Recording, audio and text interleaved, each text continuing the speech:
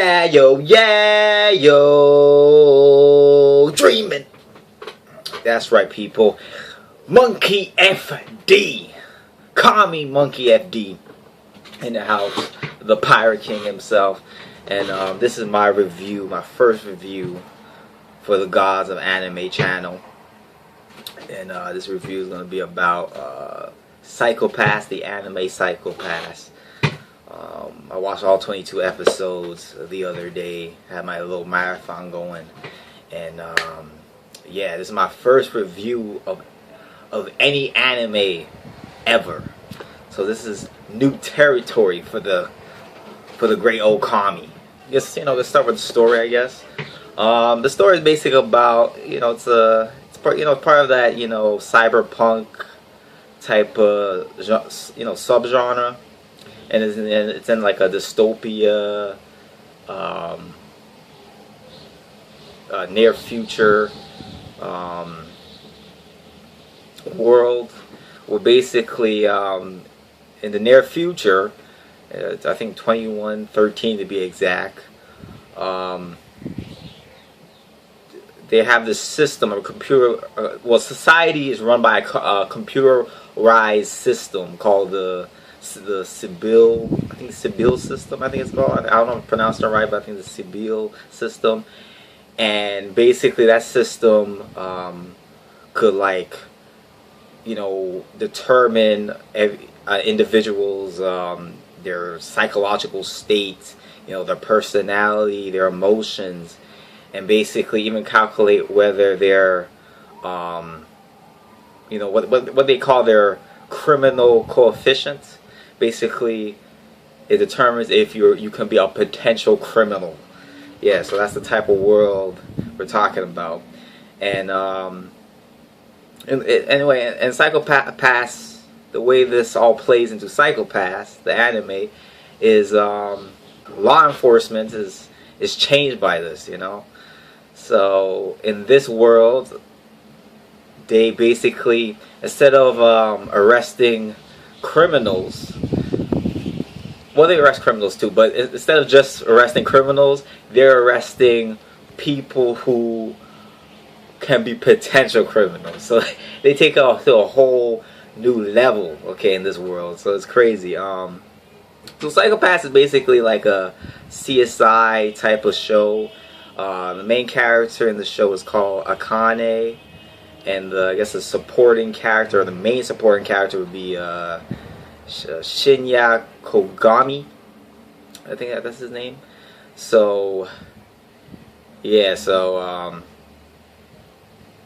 yeah. And before I even get into that, I forgot to mention that the name for all of this data individual has is a psychopath. That's the term they use. So everybody has a psychopath. Determines, and the Sibyl system determines, hell, even determines what job you're good for, like what company, job or career you'd be good for. So basically, people don't even have, like, in this world, don't even have free will. They just basically, hey, the Sibyl system basically dictates my whole life. And it's crazy. It's a crazy world. Like, this anime to me, it really made me think. Like, do I want to live? Like, I wouldn't want to live in a world like this. Just put it like that.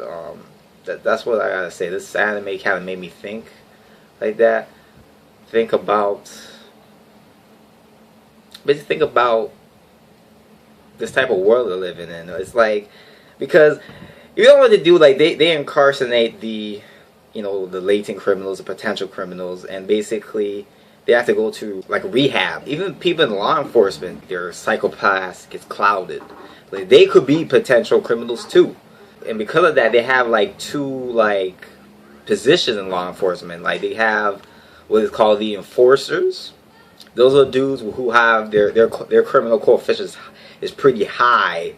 They really don't have a future in a way. Like, they don't have no control of their future in the sense they could have been in the rehab incarcerated institution they have in this world. They could have been in that, but because I guess the civil system sees them worthy, they become enforcers. They become the dudes who are hunted down the criminals and the potential criminals. So, and they're the person who oversees them is called the inspectors. So you got the inspectors and you got the enforcers. And the main character Akane, she's a inspector. She's a rookie. She's an inspector, and the main supporting character Shinya Kogami, he is an enforcer. You know, and which is later find out that he was once an inspector. So, you know, that's to see how doing this type of work could put a strain on your psyche. It's kind of interesting, this anime, how it's presented, because in this world they don't have like regular guns and stuff. Like they have this what call it, the Dominator, I think it's called. I thought it was called the gun, something like that.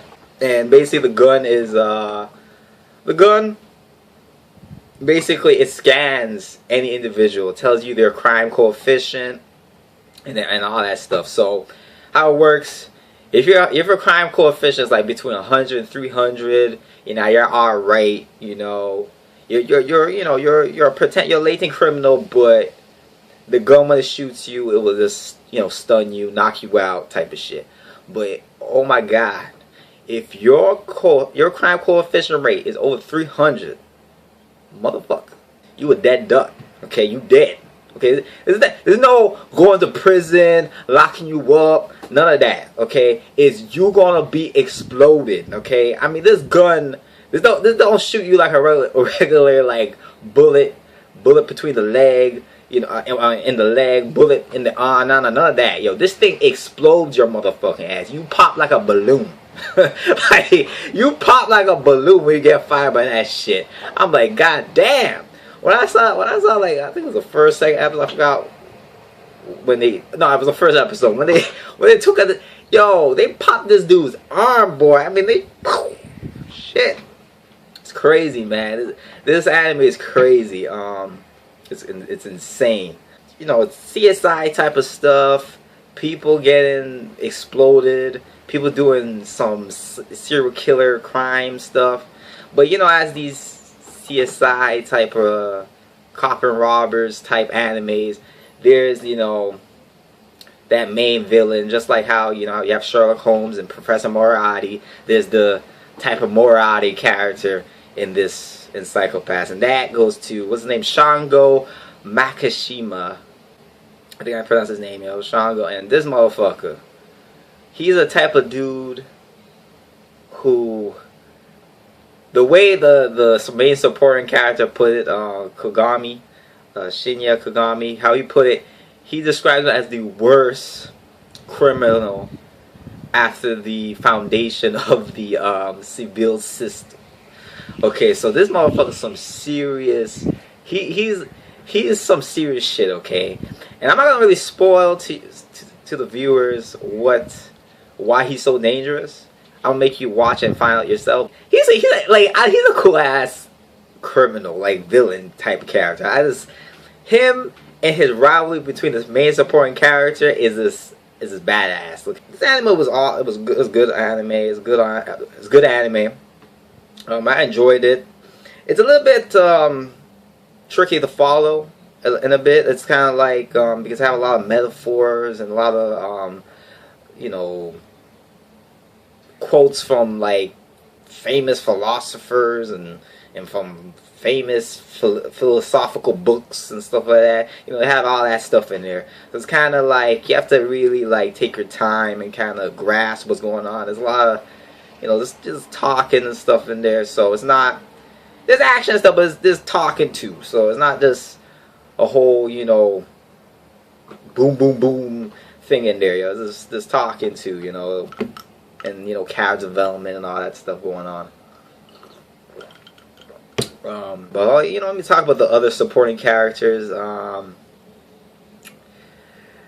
You know, the main focus is Akane and Shinya Kogami. But they're supporting characters, but they're there. They're kind of like, they don't really focus on them too much. You know, you got what's it, Ginoza, I guess his name is. I'm tricky with these Japanese name people. Give me some cope here. That guy, he's, you know, he's an inspector, and he's you know, by the book type of dude. He believes like, oh, you shouldn't be getting all friendly with the enforcers. Those enforcers, they're, you know, they're below us and shit. Like he's that type of hard ass character in a way, you know, a stuck up motherfucker. That's what he is.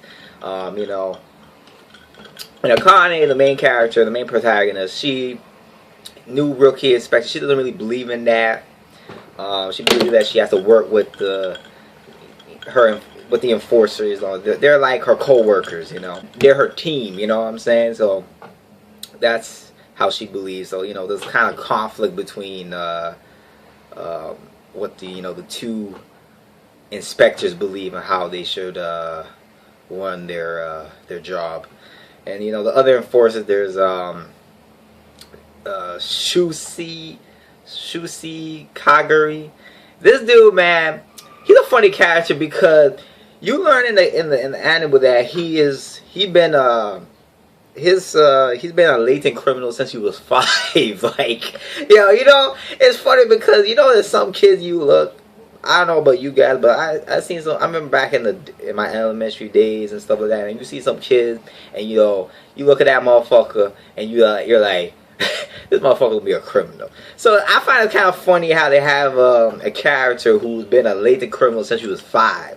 Okay, that's fucked up. Like, that's messed up. So his life, he barely had any future. So this job he's doing is only shit he could do, or he'd be he'd be incarcerated for the rest of his life, you know, or whatever. That's how it works in this dystopia future. You know, then you got Yaoi. She's a chick. She had black hair. She has a serious demeanor. You know, whatever. And then you got Tomomi Masaoka. He's the type of dude, right? Like, you get wisdom from. Okay, he's the type of dude who, you know, he has a cigarette in hand. He has a cup of whiskey in the other hand, and he's giving you goddamn wisdom. Okay, if you have any problems, you have any issues, you talk to Tomomi. Okay, Tomomi.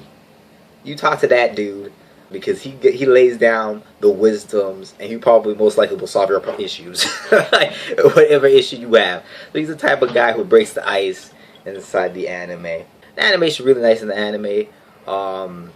Can't wait for the second season. I'm intrigued to see what happens next. The second season is coming out this fall, so can't wait for that. And I hear there's a movie coming out next year too, so I'm gonna definitely check out that too if the second season is legit. Comment below. Give me your feedback. Don't forget to subscribe to the Gods of Anime. You know, we're trying to grow the channel, etc., etc. What else? I think that's it. We got to sign it off with the yeah yo treat.